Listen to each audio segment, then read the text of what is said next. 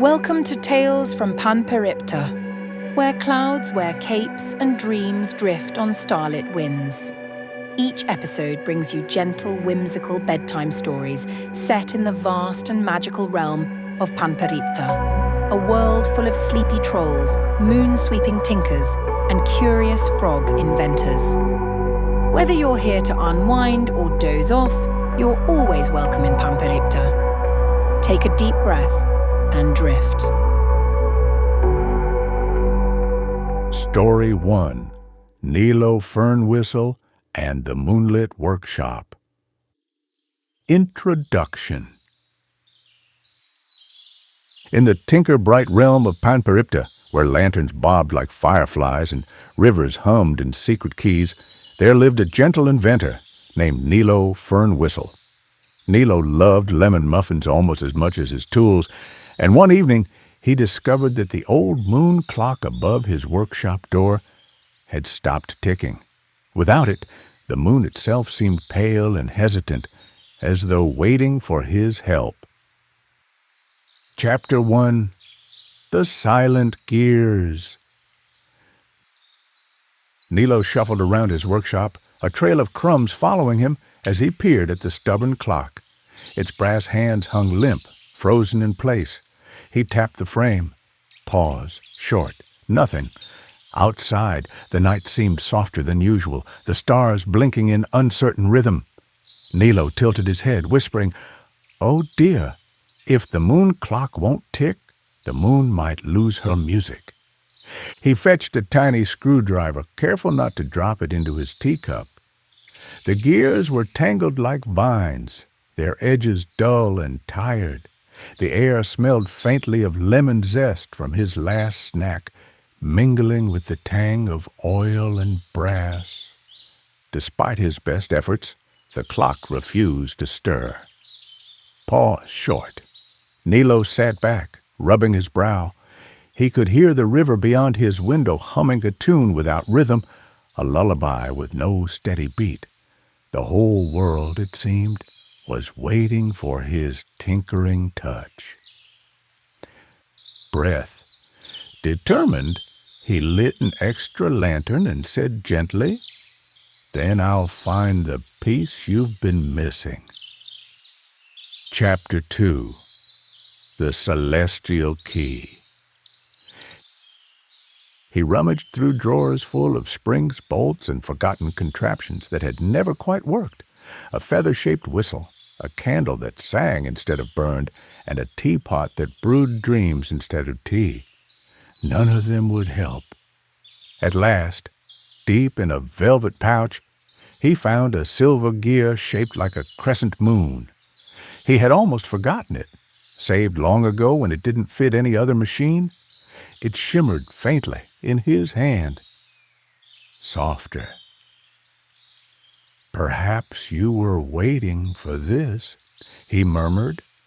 He fitted the crescent gear into place, and slowly the clock's cogs began to turn.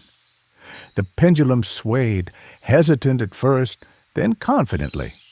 A hum rose, low and warm, and Nilo felt the room shift around him. Outside, the stars blinked in unison, and the moon brightened, as if taking her cue from the clock.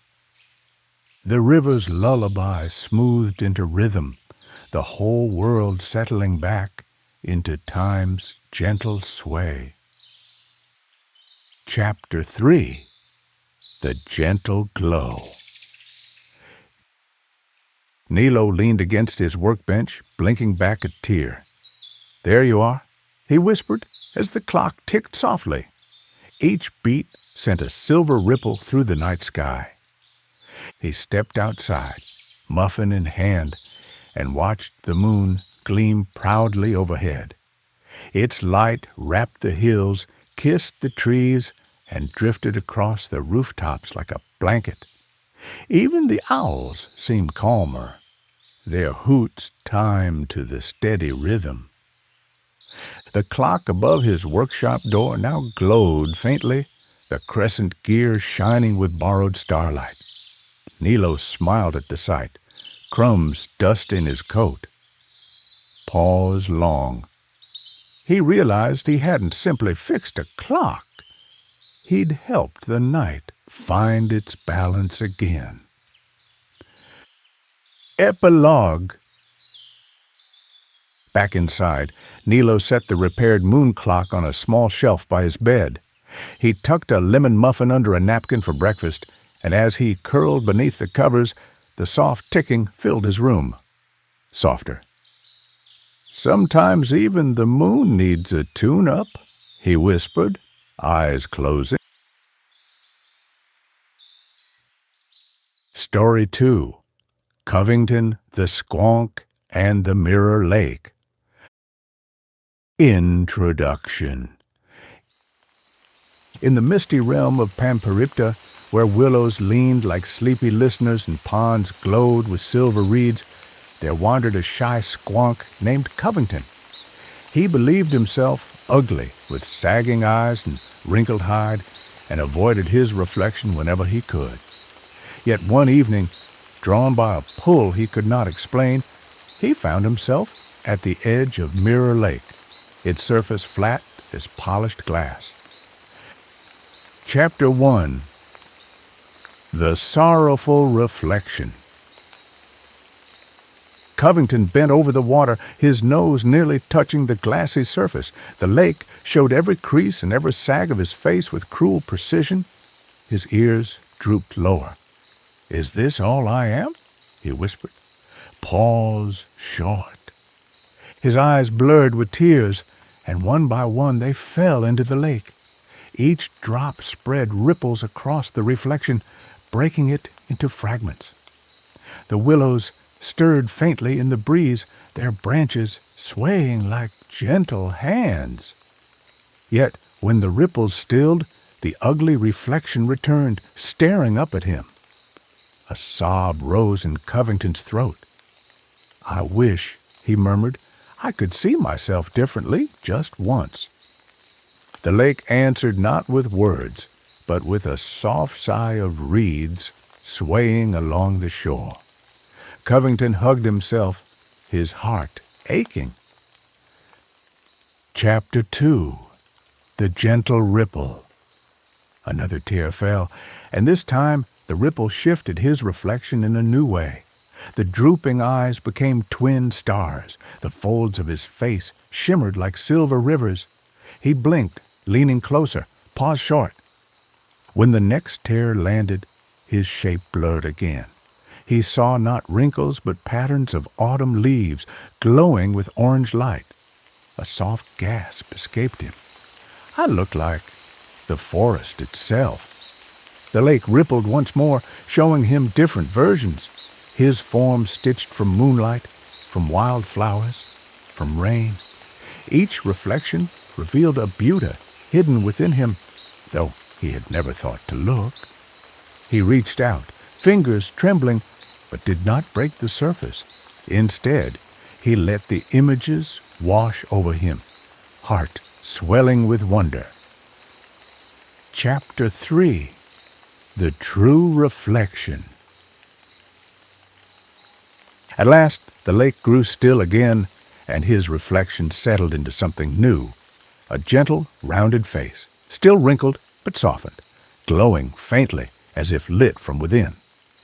The reflection smiled, not mocking, but warmly, with a kindness Covington had never given himself. His eyes welled once more, but this time the tears were lighter. "Perhaps beauty," he whispered, "is not in what I see, but in what I carry." The lake shimmered in agreement, a single ripple rolling outward as if the water itself exhaled. Epilogue. Covington rose from the lakeshore, shoulders no longer heavy. He padded quietly into the forest, each step lighter than the last. Behind him, Mirror Lake remained still, carrying both the stars above and the truth he had uncovered, that even the shyest creature could glow in ways unseen. As he disappeared among the willows, the water whispered softly, like a lullaby. You are more than you believe. Story 3. Glimmernaut Ruxby and the Lantern Constellation. Introduction. In the starlit realm of Panperipta, where lanterns floated among clouds and tethered themselves to wandering breezes, there glowed a curious traveler named Glimmernaut Ruxby. His pack clinked with glass globes, each carrying a spark he had collected for the night sky. One quiet evening, as he studied the constellations above, he noticed that one lantern was missing, its place in the heavens empty, leaving the sky lopsided and incomplete. Chapter 1. The Missing Light.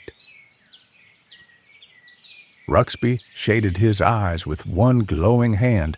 The constellation of the river serpent twined gracefully across the sky, but where its eye should have gleamed, only darkness remained. "This will not do," Ruxby murmured. His voice was soft but certain, carrying on the breeze. A serpent without its eye cannot see its way home.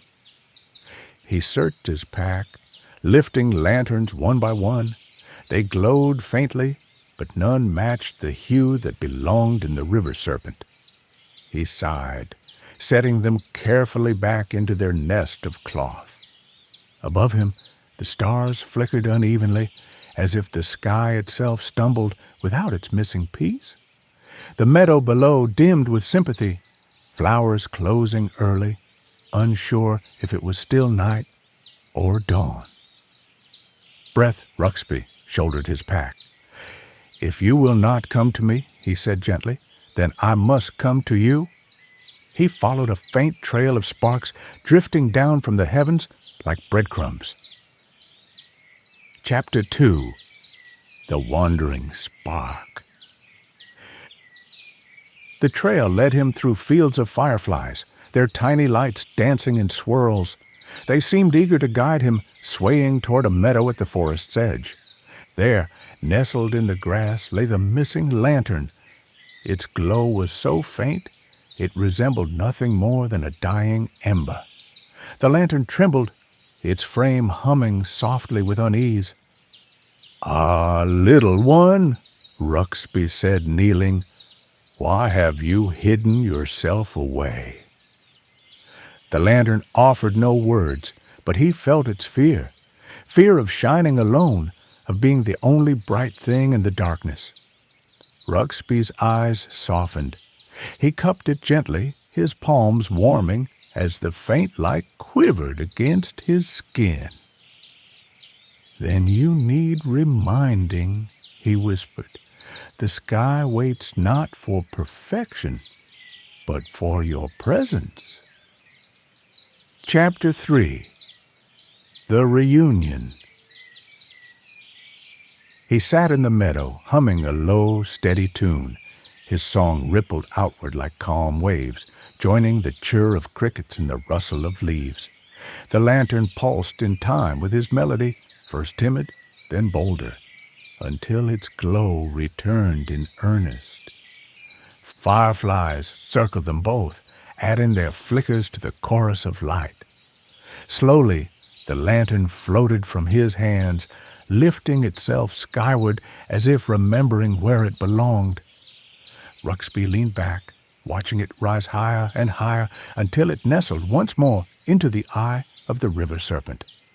The constellation shimmered with gratitude, the whole sky seeming to exhale with relief. Softer. "There now," Ruxby murmured, "whole again." Epilogue. He lay back in the grass, pack resting at his side. The lanterns above twinkled contentedly, every spark in its place. Ruxby smiled, closing his eyes. Pause long. "The sky," he whispered, "is never complete without every light." Interlude. The wind turns a page. Story 4. Sir Brambletack and the Acorn Crown. Introduction. In the hedgerow realm of Panperipta, where sparrows sang riddles and toadstools formed courts, there lived a tiny knight named Sir Brambletack of Thimblehold. One crisp morning, while polishing his needle-sword, a sparrow fluttered overhead and dropped an acorn squarely onto his helm. "A crown for the bravest," the bird chirped. Brambletack turned scarlet beneath his visor. Chapter 1. The Unwanted Title. The hedgefolk quickly gathered, murmuring about their new king. Brambletack held up the acorn awkwardly, his hand shaking. No, you are mistaken," he stammered. "I am no king, only a knight." But the whispers grew, and even the toadstools seemed to bow slightly beneath him. Brambletack's knees wobbled. His heart thumped harder than any battle he had ever faced. He retreated to a quiet corner of the hedgerow, clutching the acorn. "Why me?" he asked softly. The sparrow's riddle echoed in his ears. A crown for the bravest. But was bravery truly his, or had the bird mistaken kindness for courage? Chapter 2. The Acorn Secret.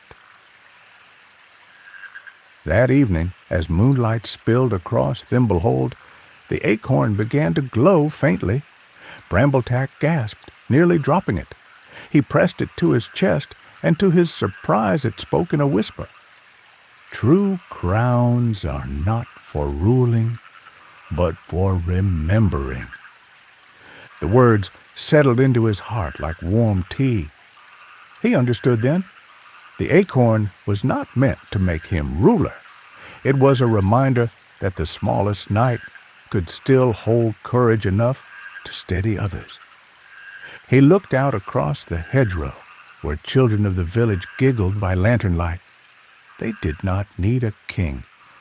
They needed someone to remind them that bravery could be small and quiet.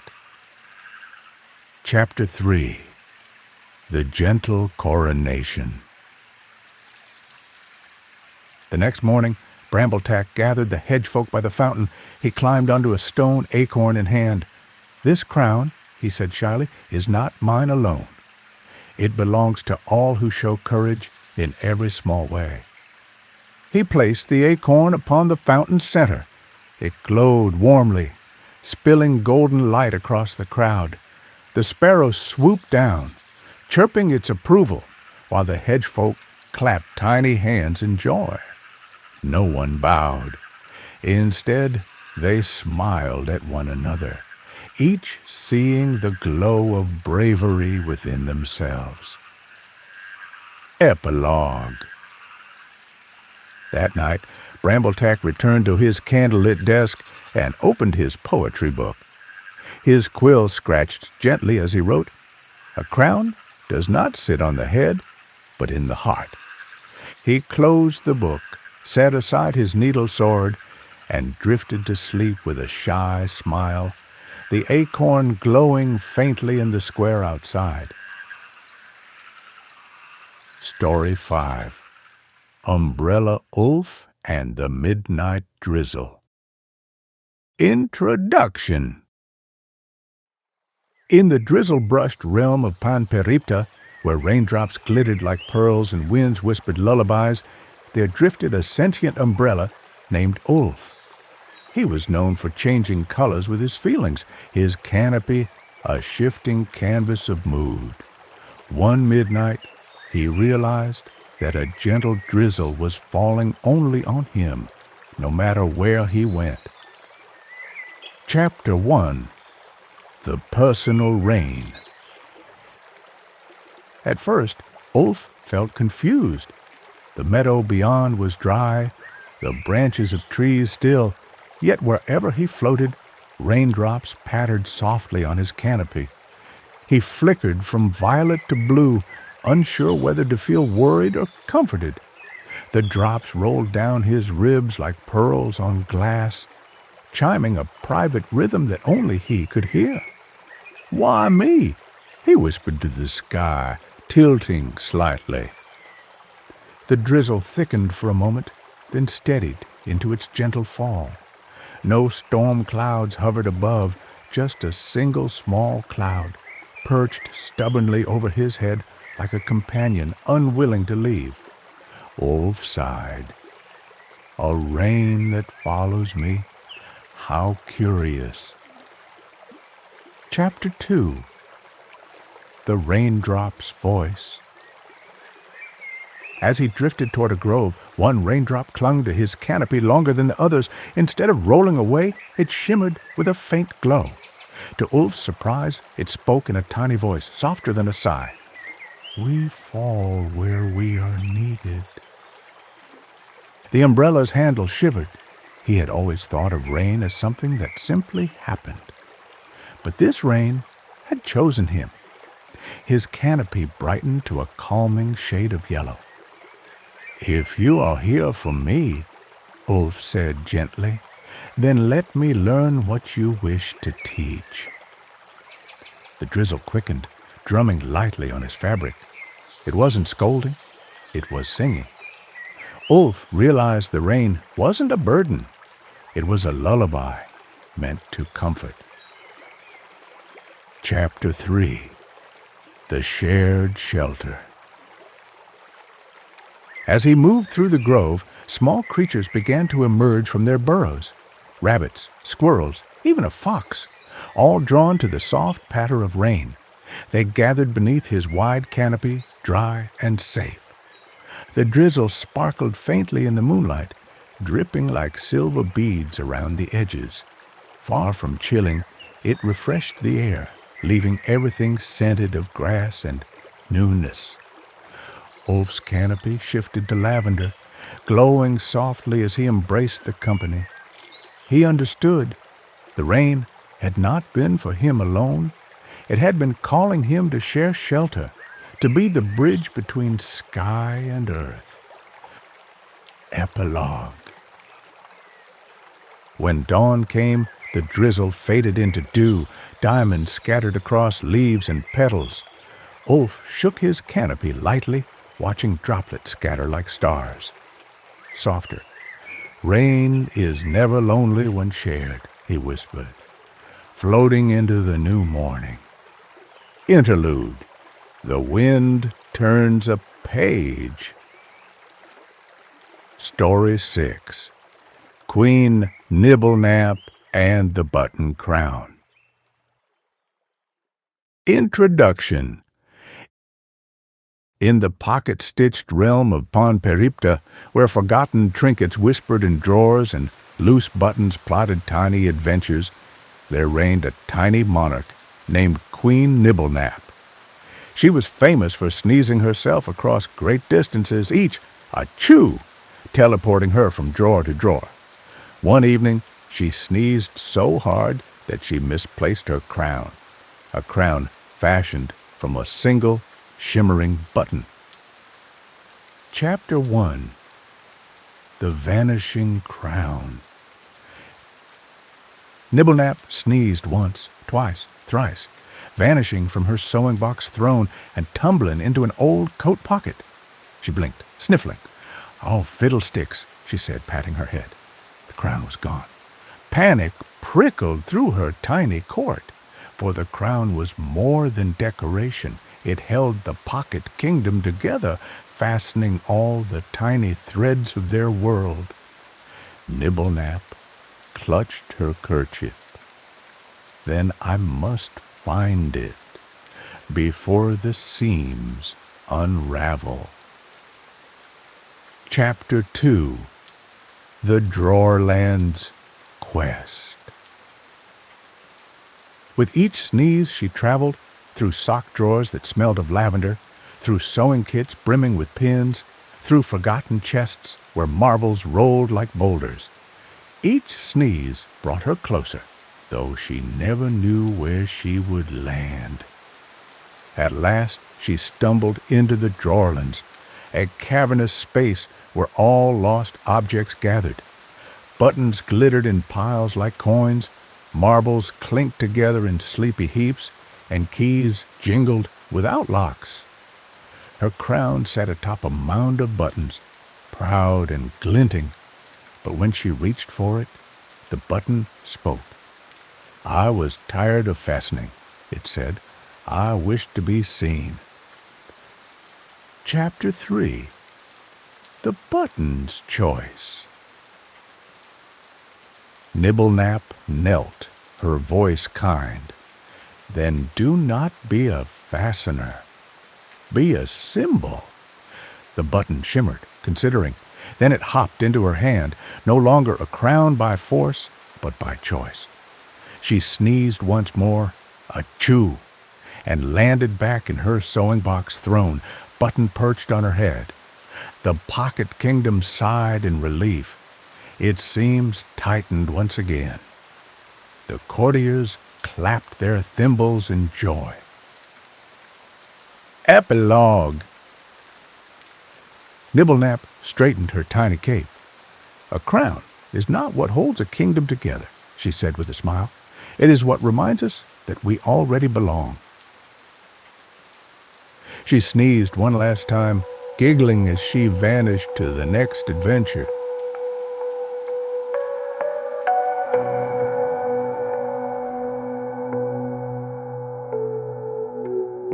Panperipta grows quiet for now, but its skies still shimmer and its stories never sleep. Stay as long as you like. Another tale is always waiting. Take a deep breath and drift.